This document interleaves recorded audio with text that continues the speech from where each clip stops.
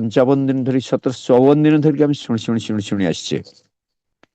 अनेक प्राज्ञ विज्ञ व्यक्तित्व मध्य अनेक विषय आलोचना कर किछि बार मध्य एठी मु आलोचना करिवार सुयोग पाइछि। गोटे दिन फर्स्ट टाइम जो कोरोना आरंभ होईछि पूर्व दिन राति रे ज्वर हो जाइथिला। से ज्वर भितर मध्य फर्स्ट टाइम पई एठी मु आलोचना करिवार मते सुयोग दैथिले कार्तिक भाई। आज भितर जहाँ शुणुली आलोचना करिवार कौन जे आलोचना करी मुझे कहि पारुनी कि जानि पारुनी। एजन प्राज्ञ विज्ञ व्यक्तित्व माने हमर जो पितामह मध्य एथे अछंती देखुथिली मिश्र भाई अछंती आउनी अनेक मध्य प्राज्ञ विज्ञ व्यक्तित्व मध्य केते अछंती। किंतु से सब दुईटी ए जो भजन एवं कीर्तन भितर जहाँ शुणुथिली कि आकुले डाकुछंती बढ़ाई हाथ भाव बजारे आज प्रेमर हाट मन उच्छण देखि पराणमित कि आकुले कहीं आकुले से डाकुछंती कौन पाई डाकुछंती कहीं डाकुछंती कौन पाई डाकुछंती से डाकिवार उद्देश्यटा कौन शुणिवार आमर आवश्यकता कौन अछि एई समस्त जिनिस को जो अनुध्यान कले जहाँ जना पड़े जे अभाई सत्संग कौन श्री ठाकुर आगमन उद्देश्य कौन कहीं आसचंती कौन पाई हमको से डाकुछंती मनीष बुझीपारे। ये समस्त जिनिस भजन तो परिवेशन करदे कीर्तन परिवेशन करदे जो आम जो गुणपुर माँ परिवेशन करते नाम संबंध शुणुले यहाँ गोटे शुणवार विषय वस्तु नुह ये शुणी को अंतर भीतर को प्रवेश कर माने जो उदंड कीर्तन करती तो प्रकाश दले भाई विषय मुझे कीर्तन संबंध में विषय किसी कहीपरि आप समस्ते मो पिछा आप समस्ते जानी ये किए आकुले डाकुं आकुल से डाकुं डाकुं आकुल हिसाब से डाकुं कहीं डाकुं छुआटा जितु माँ छुआ को खावाई प्राण मतलब जो केते आकुल डाकुची अरे बापा तू खाई देकी पलैया पिलाटा कि दौड़ी दौड़ी छोट पिलाटा कि दौड़ी दौड़ी पलि जाऊँगी किंतु से आकुल शब्दटा आसूची माँ जे कहीं पिलाटा को आकुल हिसाब से डाकुची कहीं सी देखुची न खाली तार जो देह खराब हो तार देह खराब होले जे तार संपूर्ण यार जो मन खराब हो मन खराब यार देह खराब हो कारण जो आवेगटा अच्छी संतान प्रति जो बात्सल्य ममता अच्छी रामकृष्ण ठाकुर कहले प्रति विषयर विषयाशक्ति गोटे प्रेमिकर प्रेमिक प्रति आसक्ति एवं ये समस्त जड़े बोले जो गुरु जो तीनोटी मार छुआ पिला प्रति आसक्ति विषयर विषय प्रति आसक्ति एवं गोटे जो श्रावण प्रेमिकर प्रेमिका प्रति आसक्ति ए तीनोटी जदि आसक्ति जदि मिसई कर जो आसक्तिटा बाहर तीनोटी आसक्ति गोटे प्रेमिकर प्रेमिका प्रति आसक्ति एवं साधारण हिसाब से आपंकर जो विषय विषय मनीषर विषय प्रति आसक्ति एवं छुआर मार जो छुआ प्रति आसक्ति तीनोटी जो आसक्ति जब मिसई केन्द्रीभुक्त होले जो अंततः जो आसक्तिटा सृष्टि हुए मनीष जब प्रति जब से आसक्ति जब अंततः संपूर्ण हिसाब से अजाड़ी दिए हुए तो मनीष आशीर्वाद बुझीपे आशीर्वाद बुझे आसक्ति गोटे छोट बहु अनेक वर्ष पूर्व गोटे छोट बहीटे मुझे पढ़ी आम जो तुलसीदास संबंध में तुलसीदास अत्यंत देखा अत्यंत सुंदर जो बहुत सी स्त्री प्रति आसक्त गुण तो बहुत भल थाए भयातुर अवस्था थाए गोटे हाट को जाइए हाट को गला फेरु फेरु संध्या संध्या जो संध्या हठात जो आसिक देखुं स्त्री किंतु घरे ना घरे जो स्त्री को देखिए पाई सी पूरा पागल पर जो पागल पर से गभीर राति सी छुटी जाती स्त्री पाखक तेणु से स्त्री पाखक गला गभीर रात जंगल पटे दिगरी आजिकल भाया तो ये प्रत्येक गाँ को एमती लाइटर सुविधा नहीं कौन बाइक सुविधा ना ऑटोर सुविधा नहीं जो रास्ता घाटर सुविधा नहीं कौन जानवाहन सुविधा नहीं जंगल पाठ अतिक्रम कर श्मशान पथ देखिए जोटा कि साधारणतः राति पदा को बाहर तार भय लगुला सी समय कौन कर अनेक पथ अतिक्रम कर राति कबाट बाड़े देखुं से कबाट बाड़े स्त्री कबाटा खोली बाप घर को चली जाइए कौन से कारण वस्तु जो डाक पकड़े जमी से चली जाइए कबाट नकिंग कर घर जो उठिले देखिले स्त्री प्रथम कबाट खोलुंट से प्रथम से घर भीतर को प्रस्ताव पशिवा पूर्व स्त्री कही आसक्ति ये आकर्षण ये भल पाइबा तुम्हें जब राजीव रोचन राम को प्रति अर्पण कर दे पारंत ଯେ ତୁମର ଏଇ ଯୋଉ ପାପତାପଗ୍ରସ୍ତ ଏଇ ଶରୀର ନିଶ୍ଚିତ ହିସାବରେ ମୁକ୍ତି ପାଇଯାନ୍ତା। ଏଇ ଆସକ୍ତି ଆକର୍ଷଣ ଏଇ ଭଲ ପାଇବା ତୁମେ ଯଦି ପ୍ରଭୁ ରାମଚନ୍ଦ୍ରଙ୍କ ପ୍ରତି ରାଜୀବ ରୋଚନ ରାମଚନ୍ଦ୍ରଙ୍କ ପ୍ରତି ଯଦି ଅନ୍ତତଃ ସମର୍ପଣ କରିଦେଇ ପାରନ୍ତ, ତାହେଲେ କଣ ହେଇଥାନ୍ତା, ତୁମର ଏଇ ପାପଦାପଗ୍ରସ୍ତ ଏଇ ଶରୀରଟି ନିଶ୍ଚୟ ମୁକ୍ତି ମିଳେ। ଆଉ ଘର ଭିତରେ ସେ ପ୍ରବେଶ କରିନାହାନ୍ତି, ସେ ଆଉ ଘର ଭିତରେ ପଶିଛନ୍ତି, ସେଇଠୁ ଛୁଳି ଯାଇଛନ୍ତି, ବ୍ୟାକ୍ କରି ଯାଇଛନ୍ତି, ଜୀବନର ମୂଳ ଗତିପଥଟାକୁ ସମ୍ପୂର୍ଣ୍ଣ ହିସାବରେ ପରିବର୍ତ୍ତନ କରିଦେଇଛନ୍ତି। ଏବଂ ସେ ଚାଲି ଯାଇଛନ୍ତି, ଖୋଜିଛନ୍ତି, ବାରମ୍ବାର ଖୋଜିଛନ୍ତି ଯେ ପ୍ରଭୁ ରାମଚନ୍ଦ୍ରଙ୍କୁ କିଭଳି ହିସାବରେ କୋଉଠି ପାଇବେ, କେମିତି ପାଇବେ, କଣ କରିକି। ଏକମାତ୍ର ନିଶା ଏକମାତ୍ର ନିଶା ପେଶା ରଖିଦେଇଛନ୍ତି ଯେ କେବଳ ରାମଚନ୍ଦ୍ରଙ୍କ ପାଇବା ଲାଳସାରେ। ଏବାର କିଭଳି କିଛି ଜାଗାରେ ରାମଚରିତ ପାରାୟଣ ହଉଛି, ଦେଖୁ ଶୁଣୁଛନ୍ତି, ସମସ୍ତଙ୍କୁ ପଚାରେ ଯେ ମୋର ରାମଚନ୍ଦ୍ରଙ୍କୁ ଦର୍ଶନ କରିବେ କେମିତି, ନା ଅନେକ ଜଣେ କହିଦିଅନ୍ତି ଯେ ପ୍ରଥମରେ ଯିଏ ଯୋଉ ଆସୁଛି ରାମଚରିତ ମାନସ ଶୁଣିବା ପାଇଁ ଆସୁଛନ୍ତି, ପ୍ରଥମରେ ଯିଏ ଆସନ୍ତି ଏବଂ ସବା ଶେଷରେ ଯାଆନ୍ତି, ଯିଏ ପ୍ରଥମରେ ଯିଏ ଆସନ୍ତି ଏବଂ ସବା ଶେଷରେ ଯିଏ ଯାଆନ୍ତି, ସେ ସ୍ୱୟଂ ବଜରଙ୍ଗବାଲି ହନୁମାନ ଆସନ୍ତି ଏବଂ ତାଙ୍କୁ ପଚାରିବ ଯେ ପ୍ରଭୁ ରାମଚନ୍ଦ୍ରଙ୍କୁ ଦର୍ଶନ କରିବେ କିଭଳି ହିସାବରେ। ସେ ଲକ୍ଷ୍ୟ କଲେ, ପ୍ରତ୍ୟେକ ଦିନ ଲକ୍ଷ୍ୟ କରୁଛୁ, ଜଣେ ପ୍ରଥମରେ ଆସୁଛନ୍ତି ଏବଂ ସବା ଶେଷରେ ଯାଉଛନ୍ତି। ସେ ତାଙ୍କୁ ବୋଲେ ପ୍ରଣାମ ଜଣେଇ ତାକୁ କହୁଛନ୍ତି ମୁଁ ରାମଚନ୍ଦ୍ରଙ୍କୁ କିଭଳି ହିସାବରେ ଦର୍ଶନ କରିବି। ଏବଂ ସେ ତାକୁ ଉତ୍ତର ଦେଇଛନ୍ତି, ନା ଆସନ୍ତା କାଲି ତୁମେ ଦର୍ଶନ କରିପାରିବ। ଦେଖିବ ତୁମେ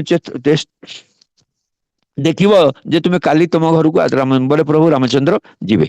ଇଏ ବିଶ୍ୱାସ କରି ଯାଇଛନ୍ତି। ଇଏ କଣ କରୁଛନ୍ତି, ଛୋଟ ଗୋଟେ କୁଡ଼ିଆଟେ କରିକି ତ ପ୍ରଭୁ ରାମ ନାମ ଜପ କରୁଛନ୍ତି, ଅନ୍ତତଃ ଚେଷ୍ଟା କରିଛନ୍ତି ରାମଚନ୍ଦ୍ରକୁ କିଭଳି ହିସାବରେ ଦର୍ଶନ କରିବେ ବୋଲିକି।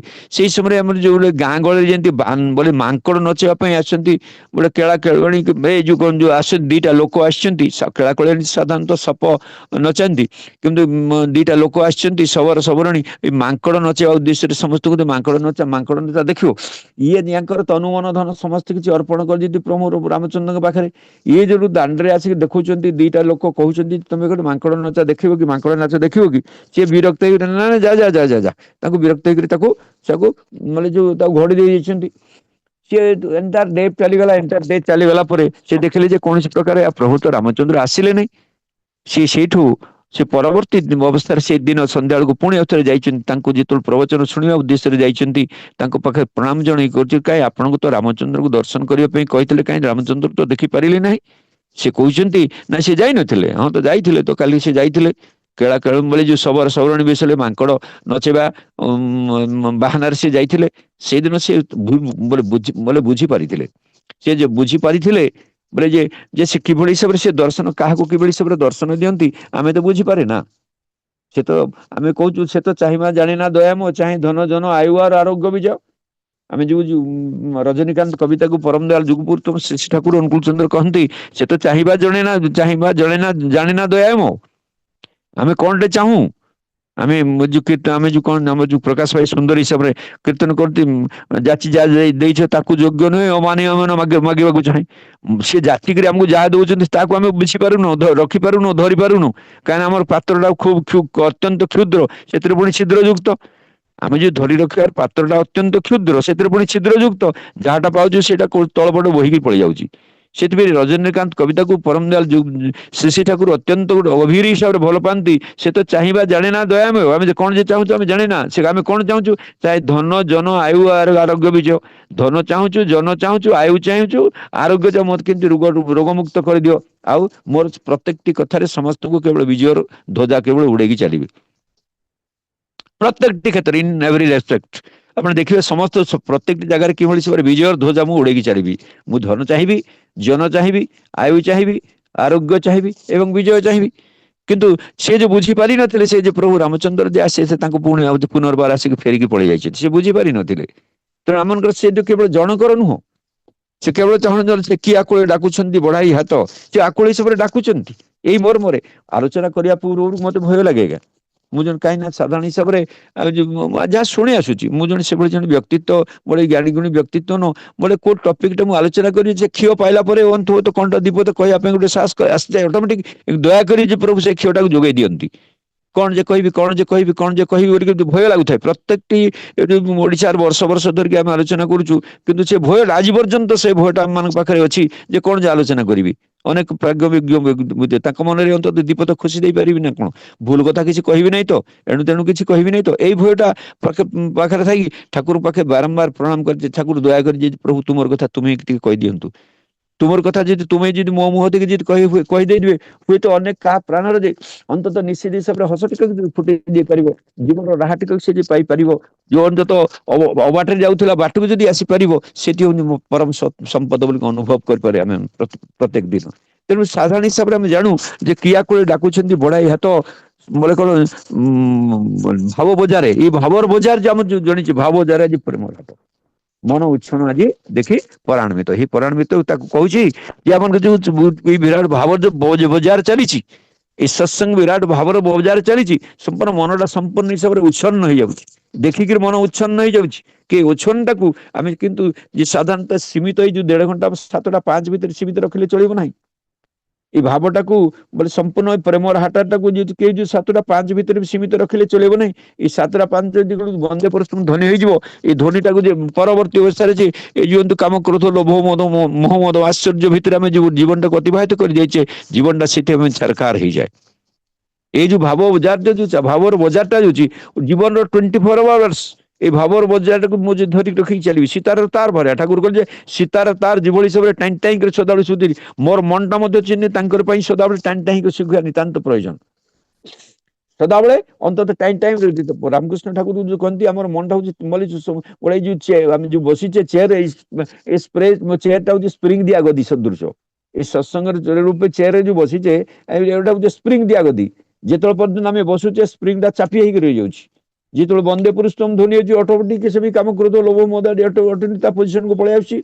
ସେମିତି ଆମେ ଆମର ମନଟା ମଧ୍ୟ ଠିକ ସେଭଳି ହିସାବରେ ଆସୁଛି। ଠାକୁର ସେଇଥିପାଇଁ ଅନ୍ତତଃ ରଖିଗଲେ ଯେ କିଭଳି ହିସାବରେ ଅନ୍ତତଃ ଚିନ୍ତାଧାରା ଭିତରେ ରହିପାରିବା, ଆମର ମନଟାକୁ ମାନସିକ ସ୍ତରରେ କିଭଳି ହିସାବରେ ସମ୍ପୂର୍ଣ୍ଣ ହିସାବରେ ଭଲରେ ରଖିପାରିବା, ସେଠି ଆମକୁ ସମ୍ପୂର୍ଣ୍ଣ ହିସାବରେ ଏ ଯୋଉ ବିରାଟ ଗୋଟେ ପ୍ଲାଟଫର୍ମ ଦେଇଦେଇଛନ୍ତି, ଭାବର ବଜାରଟାକୁ ଆମକୁ ଦେଇଦେଇଛନ୍ତି, ତାକୁ ଆମେ ସତ୍ସଙ୍ଗ ବୋଲି କହୁଛୁ। ବିନୁ ସତ୍ସଙ୍ଗ ବିବେକ ନଇ ରାମ କୃପା ବିନୁ ସୁଲଭ ନୋଇ। ଆମେ ଗୋଟେ ତପସତ୍ୟ ତ୍ରେତୟା ଜ୍ଞାନ ବୁଝନ୍ତି, ଦ୍ୱାପରେ ଯୁଦ୍ଧ ଆଉ କୋଳ ରାମ ସଂକୀର୍ତ୍ତନ।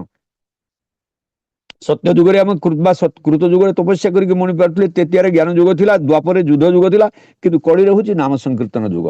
ଏଥିରେ ଆପଣ ବିଭିନ୍ନ ପ୍ରକାର ୱେରେ ଆମେ ଯୋଉ କିଏ କହିଛି, ମୁନି ମାନେ କହିଛନ୍ତି, ଏଟା କିଏ କହିଛି ମୁଁ ତ କହିପାରିବିନି, କୋଉ ପୁରାଣ ଅଛି ମୁଁ କହିପାରିବିନି, ଯେ ସେ ଅଭିଜ୍ଞ ମତାମନି। କିନ୍ତୁ ଯିଏ ବିଶ୍ୱାସ ଟିକକ ଅଛି, ସତ୍ୟ ବୋଲେ ତପସତ୍ୟ କୃତ ଯୁଗେ ବର୍ଷ ବର୍ଷ ହଜାର ହଜାର ବର୍ଷ ଧରିକି ମଣିଷ ତପସ୍ୟା କରିବା ପାଇଁ ପଡିଥିଲା। ଆମେ ଯଦି ସାଧାରଣତଃ ଗୋଟେ ସର୍ଟ ଟାଇମ୍ ପାଇଁ ଗୋଟେ ଲିମିଟେଡ ପିରିୟଡ ପାଇଁ ବଞ୍ଚୁଛୁ, ଆମେ କହିପାରିବିନି ମୁଁ ଯଦି 50 ବର୍ଷ ବଞ୍ଚିକି 30 ବର୍ଷ ବଞ୍ଚିକି 60 ବର୍ଷ ବଞ୍ଚିକି କହିପାରିବିନି। ମୁଁ ଆଜି କଥାବାର୍ତ୍ତା ହଉଛୁ, ଘରକୁ 2 ଜଣ କଥାବାର୍ତ୍ତା ହେଇକି ଯାଉଛନ୍ତି, ଘରକୁ ସିଏ ପହଞ୍ଚୁନି, ହଠାତ୍ ଗୋଟେ ଫୋନ ଆସିଛି, ଭାଇ ଆକ୍ସିଡେଣ୍ଟରେ ମରିଗଲା, ହାର୍ଟ ଚୋକରେ ମରିଗଲା, ନିଶ୍ୱାସ ପ୍ରଶ୍ୱାସ ନେଇ ପାରିଲା, ମାନେ ଆମେ ସାଧାରଣତଃ ଜମକୁ ନିନ୍ଦା ନାହିଁ ବୋଲି କହନ୍ତି, କିନ୍ତୁ ମଲା ନାଇଁ ଝାଡା ହେଇଗଲି ମରିଗଲା, ଆକ୍ସିଡେଣ୍ଟରେ ମରିଗଲା, ପଛରୁ ଗୋଟେ ଗାଡି ଆସିକି ବାଇକଟା ଆସିକି ବାଡେଇ ଦେଲା ମରିଗଲା, କିଛି କହି। କିନ୍ତୁ ଯୋଉ ଲିମିଟେଡ ପିରିୟଡ ପାଇଁ ଆମେ ବଞ୍ଚିଛୁ, ଯୋଉ ଆକୁଳ ହିସାବରେ ସେ ଡାକୁଛନ୍ତି, ମା ଯେଭଳି ହିସାବରେ ପିଲାଟାକୁ ଡାକୁଛି, ମା ଯେଭଳି ହିସାବରେ ପିଲାଟାକୁ ଡାକୁଛି ଆକୁଳ ହିସାବରେ ବଞ୍ଚେଇବା ଉଦ୍ଦେଶ୍ୟରେ, ଯେ କିଭଳି ହିସାବରେ ବଞ୍ଚିବ, ଦିଟା ଖାଇଲେ ତ ସେ ବଞ୍ଚିବ ନା, ଦିଟା ଖାଇଲେ ତ ସେ ବଞ୍ଚିବ ନା। ତେଣୁ ସେ ବାରମ୍ବାର ସେ ଡାକୁଛନ୍ତି କିଭଳି ଆକୁଳ ହିସାବରେ, ଯେ ମଣିଷ ପ୍ରତ୍ୟେକଟି ମଣିଷ କିଭଳି ଶାନ୍ତି ରହିବ, ସ୍ୱସ୍ତି ରହିବ, ଆନନ୍ଦ ରହିବ, ନିରୋଗ ରହିବ, ଶାନ୍ତି ରହିବ, ସ୍ୱସ୍ତିରେ ରହିବ, ଆନନ୍ଦ ରହିବ, ନିରୋଗ ରହିବ। ଆମେ ବୁଝିପାରୁନା, ଆମେ ବୁଝୁନା, ତାର ହାବଭାବଟାକୁ ବୁଝିପାରୁନା। ତାଙ୍କର ଉଦ୍ଦେଶ୍ୟ ଯଦି ପିଲାଟେ ବାପା ମା ଯେମିତି ଚାହାନ୍ତି ପିଲାଟାକୁ କିଭଳି ସେ ଭଲରେ ରହିବ ବୋଲି, କିନ୍ତୁ ତାଙ୍କର ଯୋଉ ଚିନ୍ତାଧାରା ଯାହା, ସେ ଚିନ୍ତାଧାରାକୁ ପରମ ପିତାଙ୍କର ଚିନ୍ତାଧାରା ସମ୍ପୂର୍ଣ୍ଣ ହିସାବରେ। ଥରେ ତିତିରି ଦିଦି ଯାଉଛନ୍ତି ଶ୍ରୀ ଠାକୁର ପ୍ରଣାମ କରିବା ଉଦ୍ଦେଶ୍ୟରେ, ଜଗତଜନନୀ ଶ୍ରୀ ବଡମା ତାଙ୍କୁ ଗୋଟେ ଲୁଗା ଖଣ୍ଡେ ଦେଇ ଦେଇଛନ୍ତି, ଲୁଗା ଖଣ୍ଡେ ଦେଇକିରି ଲୁଗାଟା ପିନ୍ଧିକିରି ଅଣ୍ଟାଟାକୁ ଦୋହଲେଇ ଦୋହଲେଇ ଦୋହଲେଇ ଦୋହଲେଇ ଯାଉଛନ୍ତି, ଠାକୁରଙ୍କ ପାଖକୁ ପ୍ରଣାମ କରିବା ଉଦ୍ଦେଶ୍ୟରେ ଯାଉଛନ୍ତି। ଠାକୁର ସକାଳେ ପ୍ରାୟ 10ଟା ଏମିତି ଅଧ ଏମିତି ହବ, ଠାକୁରଙ୍କୁ ସୂର୍ଯ୍ୟଙ୍କୁ ଟିକେ ବୋଲେ ପିଠି କରିକି ବସିଛନ୍ତି ବଡ ଦାଲାନରେ, ଏବଂ ଠାକୁର ଯେତେବେଳେ ପ୍ରଣାମ କରୁଛନ୍ତି, ଏ ଯୋଉ ତିତିରି ଦିଦି ଯେତେବେଳେ ପ୍ରଣାମ କରିକି ଫେରି ଯାଉଛନ୍ତି, ଏ ଫେରିଯିବା ସମୟରେ ଠାକୁର କହୁଛନ୍ତି ମଣିଷ ଖାଇଟା ପାଇଲେ ବହୁତ ଆନନ୍ଦିତ ହୁଏ, କିନ୍ତୁ ଯାହାଟା ପାଇଲେ ଆଉ ଜୀବନରେ ପାଇବା ବାକି ରୁହେ ନା, ତାକୁ କିନ୍ତୁ ମଣିଷ ଚାହେଁ ନା। ଟପିକଟା ଆପଣଙ୍କ ନିଶ୍ଚିତ ହିସାବରେ ଏଇଟା ନୋଟ କରିବା ନିତାନ୍ତ ପ୍ରয়োଜନ। ମଣିଷ ଯାହାଟା ପାଇବାର ବୋଲେ ଯୋଉ ତିତିରି ଦିଦି କହୁଛି ମଣିଷ ଖାଇଟା ପାଇଲେ ବହୁତ ଆନନ୍ଦ ହୁଏ, କିନ୍ତୁ ଜୀବନରେ ଯାହାଟା ପାଇଲେ ଆଉ ପାଇବାର ବାକି ରୁହେ ନା, ଜୀବନରେ ଯାହାଟା ପାଇଲେ ଆଉ ପାଇବା ବାକି ରୁହେ ନା, ମଣିଷ ତାକୁ କିନ୍ତୁ ଚାହେଁ ନା। ଏଇ ଜିନିଷ ଗୁଟା ସାଧାରଣତଃ ଆମେ ଲକ୍ଷ୍ୟ କରି 1941 ମସିହାରେ ଗୋଟେ ଟିପିକି ରଖିଥିଲି ଠାକୁରଙ୍କର ଭାବଧାରା ଭିତରୁ ଜୀବନ ଭିତରେ ଜାଣି ଯାଇଥିଲେ ଠାକୁର କହୁଛନ୍ତି ଏପରି ଦିନ ଆସୁଛି ମଣିଷର ଆଉ ସମ୍ପୂର୍ଣ୍ଣ ପଥ ଖୋଜି ପାଇବନି। ଠାକୁର କହୁଛନ୍ତି ଏଭଳି ଦିନ ଆସୁଛି ମଣିଷ ପଥ ଖୋଜି ପାଇବନି, ମହାମାନବର ଅମୃତ ଅବଦାନ ପାଇଁ ତୃଷିତ ହୋଇ ଅପେକ୍ଷା କରିବା ପାଇଁ ପଡିବ। ମହାମାନବର ଏଇ ଅମୃତ ଅବଦାନଟା ହଉଛି କଣ? ମହାମାନବର ଏହି ଅମୃତ ଅବଦାନ ପାଇଁ ତୃଷିତ ହୋଇ ଅପେକ୍ଷା କରିବା ପାଇଁ ପଡେ। ସେଇଟା କଣ, ସେ ପଏଣ୍ଟଟା କଣ ମୁଁ ଜାଣିନାହିଁ। ଆପଣ ମାନେ ସମସ୍ତେ ଜାଣିଥିବେ କିଏ କୋଉ ଡାକୁଛନ୍ତି ଅପେକ୍ଷା କରିବେ ତୃଷିତ କରିବେ କିଭଳି ସେ ମହାମାନବର ଏଇ ଅମୃତ ଅବଦାନ ପାଇଁ ସମ୍ପୂର୍ଣ୍ଣ ହିସାବରେ ତୃଷିତ ଅପେକ୍ଷା କରିବା ପାଇଁ ପଡିବ। ସେଥିପାଇଁ ତ ପ୍ରଭୁ କେହି ନିତ୍ୟାନନ୍ଦ ଯିବେ ସବୁ ହୋଇଲନ୍ଦ କେଉ ନା ଧରିଲ ହରି ନାମରେ, ଏହି ନିବେଦନ ତଳେ ନୟନ ଦେଖି ବୁଝାରେ ଦୟା କରୁ ଲୟାବୁ ନାମରେ। ଏଇ ନାମର କଥା ଏଇଠି ଆସୁଛି। এই নামটা ঠাকুর কে name and love can conquer whole universe বলে কলে। নেম এন্ড লভ, নাম এবং প্রেম, এটা যদি কনকর হোল ইউনিভার্স। ঠাকুর সেইভাবে ভাগবতের যে যুগে যে অবতার যে নামে বর্ণে দারো দামোদর সে নাম ভোজি নারী সাগর উপরে যে যুগরে যে যুবতারী পুরুষ আসନ୍ତି, যে যুগরে ଯୋଉ ଅବତାରୀ ପୁରୁଷ ଆସୁନି ଯିଏ ଦୟାକରି ଯୋଉ ନାମଟା ଦିଅନ୍ତି, ପ୍ରଭୁ ରାମ ବୋଲେ ସତ୍ୟ ଯୁଗରେ ଯୋଉ ନାମ ଦେଇଥିଲେ, ତ୍ରେତୟା ଯୁଗରେ ନାମ ଦେଇଥିଲେ, ଦ୍ୱାପର ଯୁଗରେ ନାମ ଦେଇଥିଲେ, କଳି ଯୁଗରେ ଯୁଗ ଯୁଗ ହିଁ ମତ ପରମାନନ୍ଦ ଏଇ ଜଗତ। ପ୍ରତ୍ୟେକଟି ଯୁଗରେ ଯେ ଯୁଗେ ଯିବା ଭିତରେ ଯେ ନାମ ବର୍ଣ୍ଣେ ଦାମୋଦର ସେ ରାମ ନାରୀ ସାଗର ହଉଛି। ବାରମ୍ବାର ଯୋଉ ଆସୁଛନ୍ତି, ବାରମ୍ବାର ଧରାବତରଣ କରିବା ପାଇଁ ଆସୁଛନ୍ତି, କାହିଁକି ଆକୁଳ ହିସାବରେ ଆସୁଛନ୍ତି? ପ୍ରତ୍ୟେକଟି ମଣିଷକୁ ସୁଖ ସ୍ୱାଚ୍ଛନ୍ଦ୍ୟରେ ଭରପୁର କରିଦେବା ପାଇଁ, ପ୍ରତିଟି ମଣିଷକୁ ସୁଖ ସ୍ୱାଚ୍ଛନ୍ଦ୍ୟରେ ଭରପୁର କରିଦେବା ପାଇଁ ସେ ଯୋଉ ଆସିଛନ୍ତି। ତେଣୁକରି ତାଙ୍କର ତ ମଣିଷ ତାଙ୍କୁ ବୁଝିବାଟା ଅତ୍ୟନ୍ତ କଷ୍ଟସାଧ୍ୟ ହେଇ ଉଠେ। ପରମ ଦୟାଲ ଯୁଗପୁର ପବିତ୍ର ପୁଣ୍ୟ ପତ୍ର ଗୋଟେ କଥା କହିଲେ, ଦେଖ ଲୋକେ ଖାଚାର ପକ୍ଷୀ ପୋଷେ, ଆମେ ପକ୍ଷୀ ପୋଛୁ, ଗୋଟେ ପକ୍ଷୀ ଶୁଆ ସାରି ଆମେ ପୋଷୁଛୁ, ଖାଚାର ପକ୍ଷୀ ପୋଷେ। কত করে সে তাকে রাধাকৃষ্ণ শেখায়, কত বাপ মা ডাকে তাকে রাধাকৃষ্ণ শেখায়, কত বাপ মা ডাকে, কিন্তু যেতବେଳେ তাকে বিরাটি ধরছে কোন বিরাটে যেতବେଳେ সে ট্যাম ট্যাম করছে, সেতବେଳେ কিন্তু রাধাকৃষ্ণ থাকে না আর বাবা মাও থাকে না। সেতବେଳେ কিন্তু ঠাকুর পবিত্র পুণ্য পত্র সেতବେଳେ কোন করছে, ট্যাম ট্যাম করছে, সে রাধাকৃষ্ণ থাকে না ও বাবা মাও থাকে না। কিন্তু ঠাকুর সেইଥିପାଇଁ କହିଲେ যে দেখ নাম করতে হবে প্রাণে প্রাণে, নাম করতে হবে প্রাণে প্রাণে, এমন করে করতে হবে যে এই বিরাট ধরলে আর ট্যাম ট্যাম না বেরো, এমন করে করতে হয় যে বিরাট ধরলেও ট্যাম ট্যাম না বেরো। কিন্তু আমাদের জন্য সেই যে এটাকে অভ্যাস যোগ বলে কহନ୍ତି, এই অভ্যাস କରିବା নিতান্ত প্রয়োজনীয় জিনিস ঠাকুর আমাকে নাম করছি তো সচেতন করে দিতে, নাম করছি তো নাম কর, আমি লেখি দেছি কান্থরে নাম করো, তার অর্থ আমার সচেতন চিন্তাধারা রয়েছে। এই ভজন কীর্তন এই আলোচনা এটা কেউ পরম ପୂଜ୍ୟ ଶ୍ରୀ ଆଚାର୍ଯ୍ୟ ସେଇଥିପାଇଁ ତ କହନ୍ତି, ସେଇଥିପାଇଁ କହନ୍ତି ମନ୍ଦିରକୁ ଯାଆନ୍ତୁ, ଯେତେ ଆପଣ ଦାୟିତ୍ୱ ନିଅନ୍ତୁ ନା, ନିଜ ପାଇଁ ଯଦି ଆପଣ ଯଦି କିଛି ନ କରୁଛନ୍ତି, ପ୍ରଭୁ ନାମ ଯଦି ନ ରହି ପାରୁଛନ୍ତି, ନାମ ସାଧନ ଯଦି ନ କରୁଛନ୍ତି, ଜୀବନ ଭିତରେ କିଛି ମଧ୍ୟ କରିପାରିବେନି, ଜୀବନ ଭିତରେ କିଛି କରିପାରିବେ ନାହିଁ। ଠାକୁର ସେଇଥିପାଇଁ ପବିତ୍ର ପୁଣ୍ୟ ପତ୍ର ଯଦି ସୁଖ ଚାଷ ଶାନ୍ତି ଚାଷ ସ୍ୱାସ୍ଥ୍ୟ ଚାଷ, পবিত্র পুণ্যপত্রী গ্রন্থরে কইলে যদি সুখ চাস শান্তি চাস স্বাস্থ্য চাস তবে নাম করো, তবে নাম করো, যেখানে যাবি যাকে দেখবি যেমন করে পারিস তাকে নাক দিবি, যেমন করে পারিস তাকে নামে, যেখানে যাবি যাকে দেখবি যে প্রভু কয়ে নিত্যানন্দ জীবী সু হইল কিন্তু প্রভু কেউ না ধরিল হরি নামরে এই নিবেদন তোরে নয়ন দেখিবি যার দয়া করি লয়াবন নামরে। এই নামটা কাহিଁକି এই আকুଳ হিসাବରେ ଡାକିବାର ଆବଶ୍ୟକତା ସେଟା ଅନୁଭବ କରୁଛି। ଯେତେବେଳେ ଆକୁଳ ହିସାବରେ ଡାକିବାର ସେ ଅନୁଭବ କରିଛନ୍ତି ଯେ ମଣିଷକୁ ଏତେ ବୁଝିଲେ ମଧ୍ୟ ସେ ଯେ ବୁଝିପାରୁନାହିଁ କାହିଁକି, ସେ ତ ଚାହିଁ ନା ଜାଣେ ନା ଦୟାମ ଚାହେଁ ଧନ ଜନ ଆୟୁ ଆର ଆରୋଗ୍ୟ ବି ଯାଉ, ସେ ତ ଚାହିଁବା ପିଲାଟା କେବେ ଜାଣିପାରୁନି। কিন্তু যেତେବେଳେ বাপ মা সচেতন করে দଉଛନ୍ତି, সেইଥିପାଇଁ তোর যেখানে যাবি যাকে দেখি যেমন করে পারিস তাকে নাম দিবি, নাম প্রচার করবি, নাম প্রচার করবি। ଏ ନାମ ପ୍ରଚାର କରିବା ଉଦ୍ଦେଶ୍ୟ ଯାହା ଛୁଟିଲା ତାଙ୍କୁ ବଞ୍ଚା ସେମାନେ ତୋର ବଞ୍ଚିବା ପୁଞ୍ଜିରୁ ଠାକୁର କଲେ, ସେମାନେ କଲେ ସେମାନେ ତୋର ବଞ୍ଚିବା, ସେ ବଞ୍ଚିଲେ ଯେ ପରିବେଶରେ ସମସ୍ତେ ବଞ୍ଚିଲେ ଯେ ତୁ ବଞ୍ଚି ପାରିବୁ। ଆମ ସାହିରେ ଯଦି ହଇଜା ଲାଗିଲା, ମୁଁ ଘର ଭିତରେ ରହିଲେ ମଧ୍ୟ ହଇଜା ମତେ ଛାଡିବ ନାହିଁ। এই ସାହିରେ ଯଦି ବସନ୍ତ ଲାଗିଲା, ମୁଁ ଘର ଭିତରେ ରହିଲେ ମଧ୍ୟ ମତେ ବସନ୍ତ ରୋଗ ଛାଡିବ ନାହିଁ। ଏଟା ମହାମାରୀ ନିଶ୍ଚିତ ହିସାବରେ ଘରକୁ ଘର ଡେଇଁ ଡେଇଁ ଡେଇଁ ସାହି ପଡିଶା ଘରେ ଯଦି ନିଆଁ ଲାଗିଲା, ମୁଁ କଶ୍ମୀର କାଳେ ମୁଁ ଘର ଭିତରେ ଶୋଇଲେ ମଧ୍ୟ ନିଆଁ ମତେ ଅଟକେଇ ପାରିବ ନାହିଁ। ତେଣୁ ସେଥିପାଇଁ ଯାହା ଛୁଟିରେ ତାଙ୍କୁ ବଞ୍ଚା ସେମାନେ ତୋର ବଞ୍ଚିବନି, ସେମାନେ ବଞ୍ଚିଲେ ତୁ ଭଲରେ ବଞ୍ଚି ପାରିବୁ। ବୋଲେ ଶିଶୁ ଠାକୁରଙ୍କୁ ତ ଅନେକ କଥା ଭିତରେ କିନ୍ତୁ ଆପଣ ପରିବେଶ ୱାର୍ଡଟା ବାରମ୍ବାର କହିଯାଇଛନ୍ତି। ସମସ୍ତଙ୍କ ସହିତ ସାହି ପଡୋଶୀ ସମସ୍ତଙ୍କ କିଭଳି ସଦ୍ଭାବରେ କି ଭଲ ଭାବରେ ଚଳିପାରିବୁ, ପରିବେଶ ଏଇଟା ଆମକୁ ଶିଖେଇ ଦେଇଛନ୍ତି ଠାକୁର। ପ୍ରତିକୂଳ ପରିବେଶ ଭିତରେ ମଧ୍ୟ କିଭଳି ହିସାବରେ ଅନ୍ତତଃ ଭଲରେ ଚଳିପାରିବୁ ସେଟା ଠାକୁର ଶିଖେଇ ଦେଇଛନ୍ତି। ସାଧାରଣ ହିସାବରେ ଗୋଟେ ଛେପ ଟିକେ ପକେଇବା ପାଇଁ ଯାଉଛନ୍ତି, ଗୋଟେ ଗାଡିରେ ଯାଉଛନ୍ତି, ଛେପ ଟିକେ ପକେଇବା ପାଇଁ ଅନେକ ସମୟରେ ବୁଲି ବୁଲି ବୁଲି ବୁଲି ବହୁତ ଦୂରରେ ଯାଇକିରି ଗୋଟେ ସାଧାରଣ ହିସାବରେ ଗୋଟେ ଗୋଟେ ଗାତଟେ ଅଛି, ଗାତରେ ପକେଇଦେଲେ ଠାକୁର। ଭକ୍ତ ପଚାରୁଛନ୍ତି ଠାକୁର ଏଇ ଛେପ ଟିକେ ପକେଇବା ପାଇଁ ବୋଲିକି ଏତେ ଦୂରକୁ ପଳେଇଲେ? ଆମେ ତ ଯେକୌଣସି ଜାଗାରେ ଆମେ ଛେପ ପକେଇ ଦଉଛୁ, ଯେକୌଣସି ସ୍ଥାନରେ ମଧ୍ୟ ଛେପ ପକେଇ ଦଉଛୁ।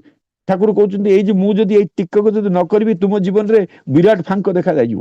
ଗୋଟେ ଛେପ ଟିକେ ପକେଇବା ପାଇଁ ଯାଇକିରି ବୁଲି ବୁଲି ବୁଲି ବୁଲି ଗୋଟେ ଗାତଟେ ଦେଖିଲେ, ଗାତ ଉପରେ ଏଭଳି ହିସାବରେ ଛେପଟେ ପକେଇଲେ ଯେମିତି କାହା ଦେହରେ ଯେମିତି ପଡିବ ନାହିଁ। ଭକ୍ତ ବୁଝି ଠାକୁର ଏଇଟା କେମିତି ଏଇଟା ଛେପ ଟିକେ ପକେଇବା ପାଇଁ ବୋଲି ଏତେ ଦୂରକୁ ଚାଲିଗଲେ? ଠାକୁର କହୁଛନ୍ତି ଏଇଠି ସଦାଚାର ସମ୍ବନ୍ଧରେ ଆମକୁ ଏତେ ସଚେତନ କରିଦେନି, ଯୋଉଟା କି ୱାର୍ଲଡ ହେଲ୍ଥ ଅର୍ଗାନାଇଜେସନ ହଉଛି ଆମକୁ ଆଜି ପର୍ଯ୍ୟନ୍ତ କରୋନାରେ ଆମକୁ ଯାହାଟା ଶିଖେଇଛି ଆଜି ପର୍ଯ୍ୟନ୍ତ ଆମେ ଭୁଲିଗଲେ ସେଇ ଜିନିଷଟା। କରୋନାରେ ଆମକୁ ଯାହା ଶିକ୍ଷା ଦେଲା, କରୋନା ଆମକୁ ଯାହା ଶିକ୍ଷା ଦେଲା ଆଜି ପର୍ଯ୍ୟନ୍ତ ଆମେ ଭୁଲିଗଲେ ତାକୁ। କିନ୍ତୁ ଠାକୁର 100 ବର୍ଷ ପୂର୍ବରୁ ଲିପିବଦ୍ଧ କରିଦେଇଛନ୍ତି ସତ୍ୟ ସଦାଚାର ସୂତ୍ର ଗ୍ରନ୍ଥରେ ଆମକୁ ଲିପିବଦ୍ଧ କରିଦେଇଛନ୍ତି ଯେ କିଭଳି ହିସାବରେ ତୁ ଅନ୍ତତଃ ସଚେତନ ହିସାବରେ ତୁ ଚାଲିବୁ। ତେଣୁ ଏଇ ସମସ୍ତରେ ଯଦି ତମେ ଠାକୁର ସେଇଥିପାଇଁ କରେ ଯାତେ ତୁ ହେଇଚିସ୍, ଯାତେ ତୋର ଜୀବନ ପାଇଚିସ୍, ତୁ ଯାହା ନେଇକି ଯାହା ହେଇଛୁ, ଯାହା ନେଇକି ତୁ ଜୀବନ ପାଇଛୁ, ତାতে তুই যদি ভুলি যাস তবে অনন্ত অনন্ত জন্মেও পাবে না। পবিত্র পুণ্য পত্রে ঠাকুর কইলে যাতে তুই হয়েছিস, যাতে তো বলে যাতে তোর জীবন পাইছিস, তাতে তুই যদি ভুলি যাস তবে অনন্ত অনন্ত জন্মেও পাবি না। পরমদার যুগপুরুତ୍ତম শ্ରୀ ଠାକୁର ଅନୁକୂଳଚନ୍ଦ୍ର ଭାବଧାରା ତାଙ୍କର ଜୀବନୀ ତାଙ୍କର ଆଦର୍ଶ ଆଲୋଚନା କରିବା ବହୁତ କଷ୍ଟ ଲାଗେ, ବହୁତ ଭୟ ଲାଗେ ମଧ୍ୟ। ବାରମ୍ବାର ମୁଁ କହୁଛି ତୁମକୁ ସାବଧାନ ହୁଅ, ସାବଧାନ। ବାରମ୍ବାର କହୁଛି ତୁମକୁ ସାବଧାନ ରୁହ, ସାବଧାନ। ପ୍ରଣିଧାନ କର সকল କିଛି ଇଷ୍ଟାର୍ଥ କର ଆତ୍ମଦାନ। ଇଷ୍ଟାର୍ଥ କର ଆତ୍ମଦାନ। ଏଇ ଜଷ୍ଟ 2 ଦିନ ପରେ ଗୋଟେ କହୁଥିଲି, ଗୋଟେ ଜଣେ ବିଶିଷ୍ଟ ଗୋଟେ ବ୍ୟବସାୟୀ ମହାଜନ ଶ୍ରେଣୀ ଠାକୁରଙ୍କ ପାଖକୁ ଯିବାକୁ ଭୟ କରୁଥିଲେ, ଜୀବଦଶାର କଥା। କିନ୍ତୁ ସାଧାରଣତଃ ଗଲେ ତ ଟଙ୍କା ମାଗିବେ, ଯେତେବେଳେ ଯାଉଛନ୍ତି ସତ୍ସଙ୍ଗରେ ଯିଏ ଗଲେ ତ ଟଙ୍କା ମାଗୁଛନ୍ତି। ସେ କୌଣସି ଭୟରେ ମଧ୍ୟ ସେ ଯାଉନଥିଲେ ତାଙ୍କ ପାଖକୁ, ଠାକୁରଙ୍କ ପାଖକୁ ଯାଉନଥିଲେ। କିନ୍ତୁ ଯେତେବେଳେ ଯାଇଛନ୍ତି କୌଣସି ଗୋଟେ ଦିନ ଚିନ୍ତାଧାରା ଲକ୍ଷ୍ୟ ଯାଇଛନ୍ତି, ତାକୁ ଏକା ସେଇଦିନ ମାଗୁଥିଲେ ଆମେ 300 টাকা দিতে পারিস, যে মତେ 300 ଟଙ୍କା ଦେଇପାରିବୁ? ସେତେବେଳେ ବଡ ବଡ ସମସ୍ୟାରେ ପଡେ, ଏଇଥିପାଇଁ ତ ମୁଁ ଏଠିକୁ ଆସୁନଥିଲି। ମତେ କିନ୍ତୁ ମାଗିଲେ 300 ଟଙ୍କା, କଣ ମାଗିଲେ ମତେ? ଏଇଥିପାଇଁ ମୁଁ ଆସୁନଥିଲି ଏଠିକୁ, ପୁଣି ଏତେ ମାଗିଲେଣି 300 ଟଙ୍କା। କଣ ଯଦି ତାଙ୍କର ଯୋଉ ସ୍ୱାଭିମାନ ଅଛି, ତାଙ୍କର ସମ୍ମାନ ଅଛି, ତାଙ୍କର ନିଜସ୍ୱ ଗୋଟେ ଅହଙ୍ଗ ଅଛି, ଗୋଟେ ବିରାଟ ପ୍ରତିପତ୍ତି, ଜଣେ ବିରାଟ ଗୋଟେ ଯୋଉ ବିରାଟ ବଡ ଲୋକ, ବାଧ୍ୟକି ସେ 300 ଟଙ୍କା ଦେଇଛି, ଅନିଚ୍ଛା ସତ୍ତ୍ୱେ 300 ଟଙ୍କା ଦେଇଛନ୍ତି। ତା ସାମ୍ନାରେ ସେଇ 300 ଟଙ୍କା ଦେଲେ, ଧରିଲେ ଏବଂ ଚାଲି ଚାଲି ଚାଲି ପଦ୍ମା ନଦୀକୁ ବୋଲେ ଯୋଉ ପ୍ରଣାମ ଜଣେଇ ସେ 300 ଟଙ୍କା ସେ ନଦୀରେ ଭସେଇ ଦେଲେ। ବୋଲେ ଆଶ୍ଚର୍ଯ୍ୟ ଲୋକ, ଗୋଟେ 300 ଟଙ୍କା ମାଗିଲେ ତାଙ୍କୁ ଡାକି ନେଇକି ପଦ୍ମା ନଦୀରେ କଣ ଭସେଇ ଦେଇଗଲେ, କଣ ଆଶ୍ଚର୍ଯ୍ୟ। ବୁଝିପାରି ନାହାନ୍ତି ଏଇ ଅଲୌକିକ ରହସ୍ୟର କଥା, ଠାକୁରଙ୍କ ଜୀବନୀର କଥା କେତେ ବୁଝିପାରି ନାହାନ୍ତି। କିଛି ଦିନ ଗଲା ପରେ ସେଇ ମହାଜନ ବିରାଟ ବ୍ୟବସାୟୀ ଜଣକ ଯେତେବେଳକୁ ପଦ୍ମା ନଦୀରେ ଆସୁଛନ୍ତି, ଅଚାନକ ବୋଲେ ରାତି କଣ ହେଇଯାଇଛି, ବୋଲେ ଡଙ୍ଗା ବୁଡିବା ଅବସ୍ଥାରେ ଅଛି, ଅନେକ ଲୋକ ସମ୍ପୂର୍ଣ୍ଣ ହିସାବରେ ତାର ଜୀବନଟା ସମ୍ପୂର୍ଣ୍ଣ ସଙ୍କଟାପନ୍ନ। ସେଇ ସମୟରେ ଚିନ୍ତା କରୁଛନ୍ତି ଏବଂ ଠାକୁର ସେଇଥିରୁ ଲଣ୍ଠନ ଧରି ତାକୁ ରକ୍ଷା କରିଛନ୍ତି। ଯେତେବେଳେ ତାଙ୍କର ଆଳାପ ଆଲୋଚନା ଭିତରେ ଠାକୁର କହୁଛନ୍ତି, ଏଇଟା ମୁଁ ଲକ୍ଷ୍ୟ କରିଥିଲି, ତାର ଜୀବନଟା ବିପନ୍ନ ଅବସ୍ଥାରେ ଆସୁଛି ବୋଲି ଲକ୍ଷ୍ୟ କରିଥିଲି। ତେଣୁ ପଦ୍ମା ମାଙ୍କୁ ଏ ପ୍ରଣାମୀ ସ୍ୱରୂପ ଏ 300 ଟଙ୍କା ଦେଇକରି ସେଇ ବୋଲେ ବିରାଟ ବ୍ୟବସାୟୀ ଯୋଉ ବିରାଟ ବଡ ଲୋକର ତାର ଜୀବନ ରକ୍ଷା କରିବା ପାଇଁ ତାକୁ ନିବେଦନ କରିଦେଇଥିଲି। କିଏ ବୁଝିବ ତାଙ୍କର ଏଇ ସେ ତ ଚାହିଁବା, ସେ ତ କହନ୍ତି ସେ ତ ଚାହିଁବା ବୋଲେ ଆମେ ତ ଜାଣିନା, ସେ ତ ଚାହିଁବା ଜଣେ ନା ଜଣେ ଦୟାମ ଚାହିଁ ଧନ ଜନ ଆରୋଗ୍ୟ ବିଜୟ। ମଣିଷ ଜୀବନରେ କଣ ଯେ ଆବଶ୍ୟକ ଅଛ ମୁଁ ସେଟା ବୁଝିପାରି ନାହିଁ, ସେଟା ମୁଁ ଜାଣିପାରି ନାହିଁ। ତେଣୁ ଆମମାନଙ୍କ ଜୀବନରେ ବହୁତ ଅନେକ ପ୍ରକାର ସମସ୍ୟା ଘେରରେ ଆମେ ପଡିଯାଉଛୁ, କିନ୍ତୁ ମଣିଷ ବୁଝିପାରୁନାହିଁ। ମଣିଷ ବୁଝିପାରୁନାହିଁ, ସେଇଥିପାଇଁ କେବଳ ବୁଝିପାରିନି ଯେ ଅନ୍ତତଃ ଚେଷ୍ଟା କଲେ କଣ କରିପାରେ ସେ। କିନ୍ତୁ ତାଙ୍କର ଅନେକ ଅସମ୍ଭବ କ୍ଷମତା ଆମ ଭିତରେ ଅଛି, କିନ୍ତୁ ସେ କ୍ଷମତାକୁ ଆମେ କୌଣସି ପ୍ରକାର ଆମେ ପ୍ରୟୋଗ କରିପାରୁନା। ଏଇ ସେ ସମସ୍ତ କିଛି କ୍ଷମତାକୁ ଆମେ ପ୍ରୟୋଗ କରିପାରୁନା। ଠାକୁର ଯେତେବେଳକୁ ବାରମ୍ବାର ଡାକନ୍ତି ଆମେ ତାଙ୍କର କଥା ବୁଝୁ ନା, ତାଙ୍କ କଥା ଶୁଣିବାର ମଧ୍ୟ ଆମେ ଚେଷ୍ଟା ରଖୁନା। ଆମେ ତାଙ୍କ କଥା ଆମେ ଶୁଣିବା ପାଇଁ ମଧ୍ୟ ଚେଷ୍ଟା କରୁନା। ମଣିଷ ଯେବେ ଇଷ୍ଟଙ୍କୁ କହେ ତୁମରି ବାଟରେ ଚାଲିବିନି, ଠାକୁର କହୁଛନ୍ତି ବାଣୀ ମାଛି ମଣିଷ କହେ ଯୋଉ ବାରମ୍ବାର କହୁଛି ଯେ ମଣିଷ ଯେବେ ଇଷ୍ଟଙ୍କୁ କହେ ତୁମରି ବାଟରେ ଚାଲିବିନି, ତୁମରି କଥା ମୁଁ ଶୁଣିବି ନାହିଁ, ବିଧି ବି କହନ୍ତି ମୂର୍ଖୀ ଅଛି, ଚାଲିଲି ମୁଁ ଚାଲିବ ତୁମରି ବାଟରେ ରହିବିନି। ବିଧି ବି କହନ୍ତି ମୂର୍ଖୀ ଅଛି, ଚାଲିଲି ମୁଁ ହିଁ ଚାଲିଲି ଗୋ ତୁମରି ପାଖରେ ରହିବି ନାହିଁ। ସିଏ ମଧ୍ୟ ବିଧି ମଧ୍ୟ କହନ୍ତି ଯେ କଶ୍ମୀର କାଳେ ମୁଁ ମଧ୍ୟ ତୁମର ପାଖରେ ରହିପାରିବି ନାହିଁ। ବିଧି ମଧ୍ୟ କହନ୍ତି ସେ ପରମ ଦୟାଲ ଯୁଗପୁର ତୁମ ଶ୍ରୀ ଠାକୁର ବିରାଟ এই তত্ত্বর কথা বুঝিବା অত্যন্ত কষ্টসাধ্য। জীবন ভিতরে আমি তাଙ୍କୁ পাইছে, ବଞ୍ଚି ମୁଁ ରହିଛି ତୁମରି ପାଇଁ, ବଞ୍ଚିବାଟା ସିନା ଆନନ୍ଦଦାୟୀ। ଜୀବନ ଭିତରେ ପାଇଛି, ଜୀବନ ସର୍ବସ୍ୱ ଯିଏକି ଜୀବନ ନିୟନ୍ତା ଯେ ତାକୁ ଆମେ ପାଇଛେ। ଅନ୍ତତଃ ସମସ୍ତଙ୍କୁ ଅନ୍ତତଃ ଏତିକି ଅନୁରୋଧ, ତାଙ୍କର ବିଧି ମାଫିକ ଆମେ ପ୍ରତ୍ୟେକଟି ଚିନ୍ତାଧାରା ଭିତରେ ଆମେ ତାଙ୍କର କାମ କରିଯିବା। ଏଠି ବର୍ତ୍ତମାନ ସବୁଠୁ ବଡ କାମ ହଉଛି DP work, DP work, DP work.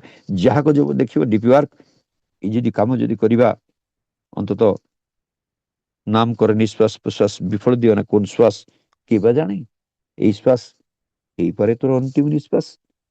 କେବେ ଜାଣେ ଏଇ ଶ୍ୱାସ ମୁଁ ଯଦି ନାମ ସାଧନା ଯଦି ନ କରୁଛି, ନିଶ୍ଚିତ ହିସାବରେ ବିଫଳ ହେଇଯିବ। କି ଆକୁଳି ଡାକୁଛନ୍ତି ବଢାଇ ହାତ, ଭାବ ବଜାରେ ଆଜି ପରେ ମୋର ହାଟ, ମନ ଉତ୍ସନ ଦେଖି ପ୍ରାଣ। ଏଇଟା ବିଫଳ ହେଇଯିବ, ଏଇଟା ବିଫଳ ହେଇଯିବ। ମୁଁ ଯଦି ତାଙ୍କର ପ୍ରତ୍ୟେକଟି ଚିନ୍ତାର ନିଜକୁ ଯଦି ସାମିଲ କରି ନପାରେ, କି ଆକୁଳି ଡାକୁଛନ୍ତି ବଢାଇ ହାତ, ଭାବ ବଜାରେ ଆଜି ପ୍ରେମ ହାଟ, ମନ ଉଛଣ ଦେଖି ପରାନ୍ବିତ।